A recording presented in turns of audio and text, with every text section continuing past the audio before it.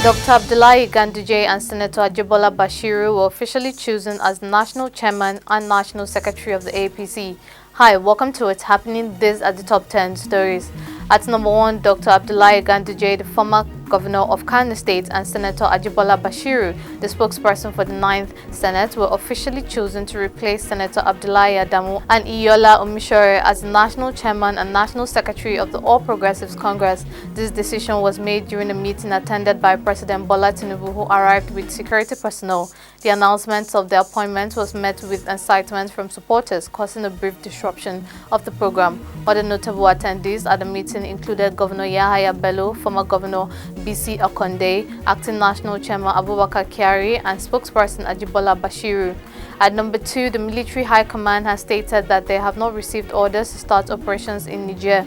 This comes in response to media reports claiming that the military was gathering troops for an operation in Niger.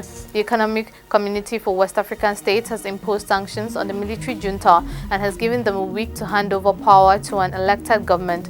If the junta does not comply, the ECOWAS has threatened to launch military operations. However, the Director of Defense Information has stated that the defense chiefs are currently meeting in Abuja to present their plans for approval by the heads of governments and states. He emphasized that the military cannot begin operations in Niger without their consent. At number 3, the Nigerian Armed Forces have announced that they have killed 36 terrorists and arrested 163 suspected criminals and gunmen in the past 2 weeks. The Director of Defense Media Operations, Major General Edward Buba, provided an update on the operation, stating that the troops successfully apprehended various criminals and rescued kidnapped hostages. They also seized a significant amount of money, weapons, and ammunition. In the northeast region, 9 terrorists were killed and 19 insurgents, 6 collaborators, and couriers were arrested. Additionally, 12 hostages were rescued and a large number of terrorists surrendered to the military. The air component also launched an attack on terrorists in Wulade. At number 4, Issa Ashiru, the candidate of the PDP in the Kaduna State gubernatorial election, has finished presenting his arguments at the tribunal, where he is challenging the victory of Senator Ubasani as the governor of Kaduna State. The NEC, Ubasani, and APC respondents will now have their turn to present their defense starting on Saturday. They have 10 days to do so. Ashiru's lead counsel decided not to call their final witness an INEC official as they believed it wasn't appropriate for this case. The case has been postponed to Saturday, August 5th, 2023, for the respondents to start presenting their defense based on the arguments presented by both sides. At number 5, U.S. President Joe Biden has urged for the release of Niger's President Mohamed Bazoum, who was ousted in a coup last week. Biden also emphasized the importance of preserving democracy in the country. Bazoum had previously been celebrated for winning elections that marked Niger's first peaceful transfer of power. He assumed leadership of a country that had experienced 4 previous coups since gaining independence from France in 1960. The West African Regional Bloc ECOWAS has given the coup leaders a week to reinstate Bazoum as a leader or face potential option of military intervention. At number 6, on Friday, the newly appointed commissioners will be sworn in by the governor of Plateau State, Caleb Mutfwang. The governor recently submitted 16 individuals for consideration as commissioners to the State House of Assembly.